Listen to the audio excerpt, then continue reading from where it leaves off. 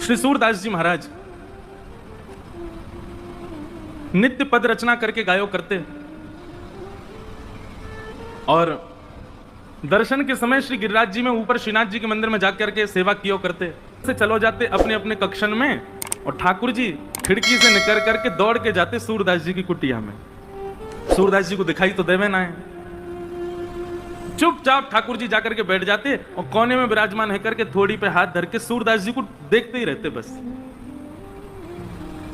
सूरदास जी नए नए पद बना बना करके गायो करते, ठाकुर जी बैठ करके उनको श्रवण करते रहते। अच्छा एक बात बताऊं, पता तो सूरदास जी को भी है कि ठाकुर जी आते हैं। तो जैसे ही गुसाई जी आरती करके बाहर गए, कपाट बंद गए, शामा शाम दोनों बिलग गए। किशोरी जी बोली मैं सबरी सच्चाई बताऊंगी गुसाई जी को। बोलो कहा बताओगी? बोले सब झूठ बोलो तुम सपने अपने के कि मधुमंगल श्री रामा मुझे पता तुम कहीं खिड़की तने करके जाओ कोई के पास, और मुझे सब पता मैं गुसाई जी को बताऊंगी। ठाकुर जी चरण श्री जी मान जाओ, मत बताइयो, तुम जो कहोगी सो करूंगा, मत बताइयो। किशोरी जी बोली एक शर्त है। बोले तुम जो कहोगी सो करूंगा, तुम बताओ कहाँ करना है। श्री जी बोली कल ते मैं चलूंगी संग में तुम जहां जाओ मां मुंह को लेके चलो।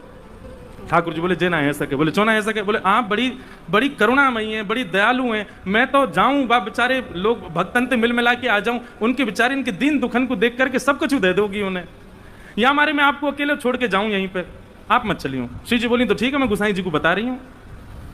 ठाकुर जी बोले ना ले जाऊं तो ये गुसाई जी को बता देंगे, और गुसाई जी को पता चल गई तो गुसाई जी मेरा आनो जानो रुकवा देंगे।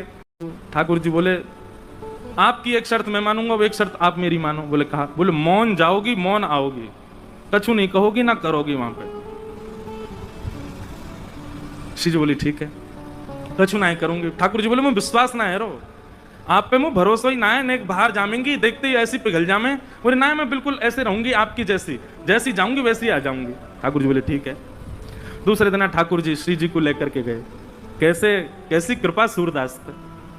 सूरदास जी की कुटिया में चुपचाप चोरन की भांति ठाकुर जी घुस गए और श्री जी घुस गए, और दोनों एक कोने में बैठे हैं थोड़ी पे हाथ धर के, और ठाकुर जी हाथ पांव जोड़ रहे हैं। वो रोइयो मत, भावुक मत होइयो, जे कछु गावे हो तुम नेक में ही ऐसी है जाओगी, तो चुप रहो ना, मैं बैठ रही सुन रही हूँ बस। सूरदास जी ने गानो प्रारंभ किया, और जैसे ही गानो प्रारंभ किया, आहा श्री जी के तो भाव नेत्र सजल है गए।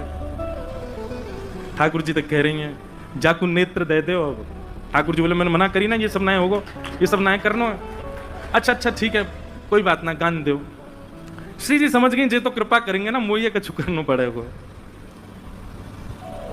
सूरदास जी अपने भाव गा करके और तुरंत अपनी लठिया दूड़ करके उठ करके खड़े हो गए और अपनी कुटिया से बाहर जाने लगे। ठाकुर जी बोले चलो श्री जी अब समय है गया, हम भी मंदिर चलें, गुसाई जी अभी कपाट खोल देंगे, आरती होएगी, व्यवस्थित रहना पड़ेगा। श्री जी बोली अभी तो समय है, ये सूरदास बेचारो अकेलो जा रहा है आगे आगे, या कि पीछे पीछे चल के देखो तो सही जाएगा कहाँ। ठाकुर जी बोले मैं तुम तो पहले ही मना कर रहा हो, ये सब मत करियो। श्री जी बोली अब नेक देर की बात हो रही है, चल दो या के संग। सूरदास जी आगे आगे चल रहे हैं, पीछे श्यामा श्याम दोनों निहारते हुए चल रहे हैं। तभी एक बहुत गहरो गड्ढा आया सामने। सूरदास जी जब गड्ढा की तरफ जान लगे, जैसे ही जान लगे श्री जी बोली अरे अरे जी देखो गड्ढा में गिर जाएगा, अरे याकू जल्दी जाके रोको। ठाकुर जी कह रहे नहीं श्री जी बिल्कुल नहीं, वाकू गिरन दो, अपने आप संभलेगा, तुम बिल्कुल मत जाओ। अरे तुम कैसे हो बेचारो, गिरवे वाला हो, वाकू लग जाएगी वाके। दोनों में ऐसी बात चल रही, इतने में सूरदास जी गिर गए गड्ढा में। ठाकुर जी बोले जल्दी चलो मंदिर खुलवे को समय है क्यों। श्री जी बोली पहले याकू बाहर निकालो, ये जब बाहर आ जाएगा तब जाऊंगी। ठाकुर जी बोले देखो मान जाओ। बोले ठीक है तुम अकेले चले जाओ, मैं तो ना जा रही, मैं तो याकू निकाल के जाऊंगी। अब श्री जी के बिना ठाकुर जी कैसे जाएं।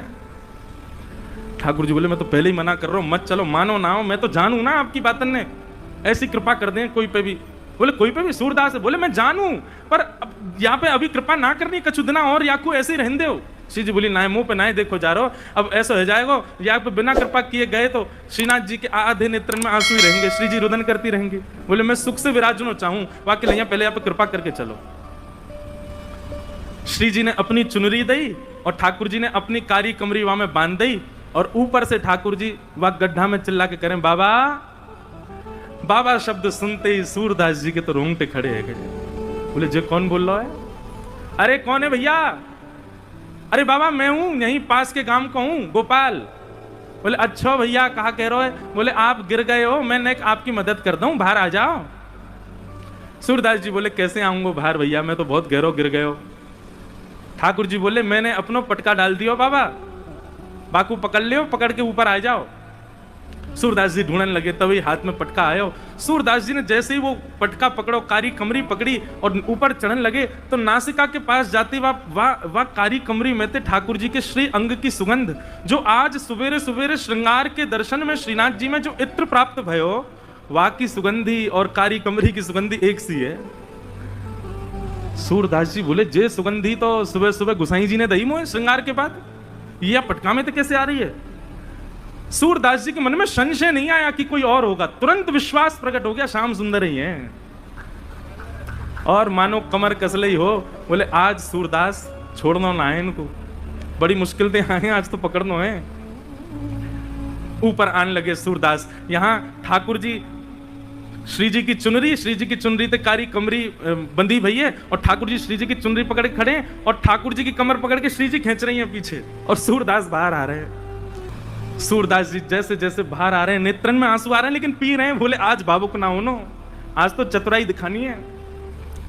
और जैसे ही महाराज सूरदास जी निकल के बाहर आए, जानबूझ के सूरदास जी ने ऐसा नाटक किया कि मानो गिर गए हों, और जोड़ते आगे की तरफ गिरवे को भय। ठाकुर जी तो पीछे हट गए, श्री जी वहीं रह गई, जो श्री जी के चरणन में जाके गिरे, सोई चरण पकड़ लिए सूरदास जी ने।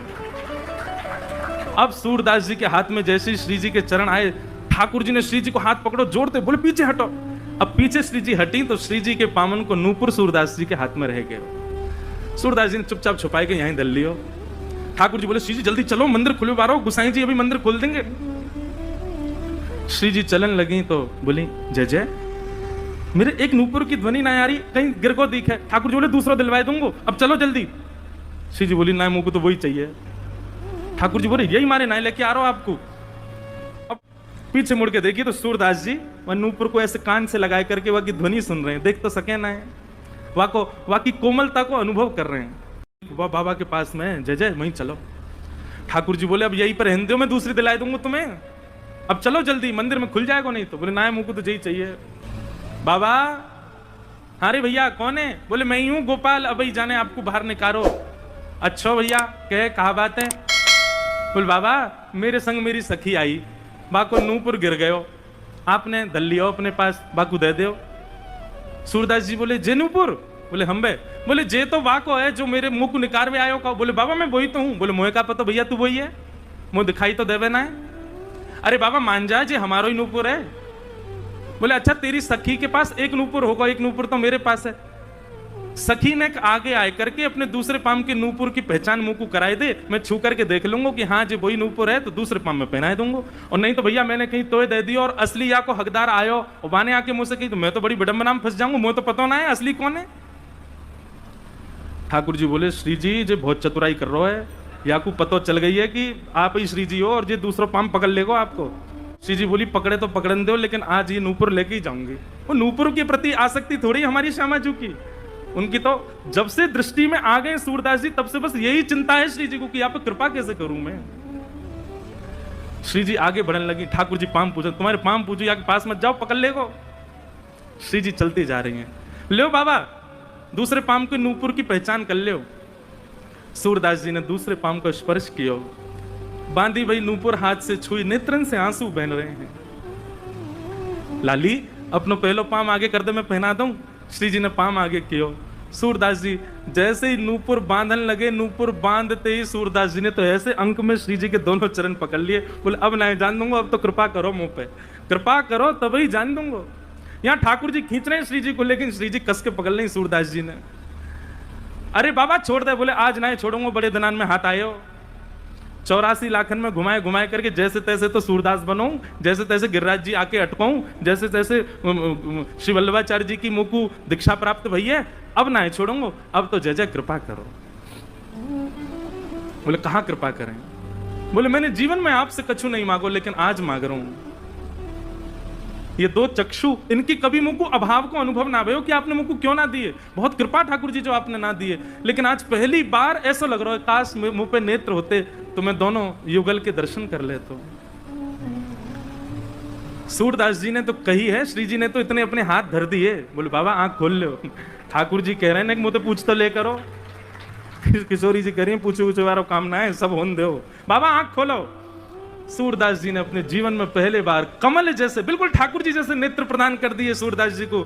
जैसे ही नेत्र खोल करके देखो, आहा, नव दुल्हे ब्रजराज सांवरो, दुल्हन राधा गोरी, बसो मोरे नैनन में यह जोरी, बसो मोरे नैनन में यह जोरी। यही गिरिराज जी की तलहटी में दोनों युगल खड़े हैं, एक दूसरे के गले में गलवैयां डाले और सूरदास जी दर्शन कर रहे हैं। सूरदास जी पे बड़ो अनुग्रह किया ठाकुर जी ने, और अनुग्रह करने के बाद दोनों उनकी खूब रज रज के दर्शन किए। सूरदास जी दोनों जैसी जान लगे, सूरदास जी बोले जय जय, अब एक कृपा करो।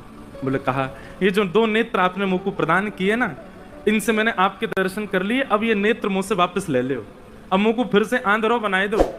क्यों? बोले अब आप दो बस गए, बस आप दो मेरे चित्त में विराजे रहो, बाकी अब संसार में मुझको कोई और को नहीं देखना, फिर से मुझको अंधो कर दो। बोलो भक्त वत्सल भगवान की,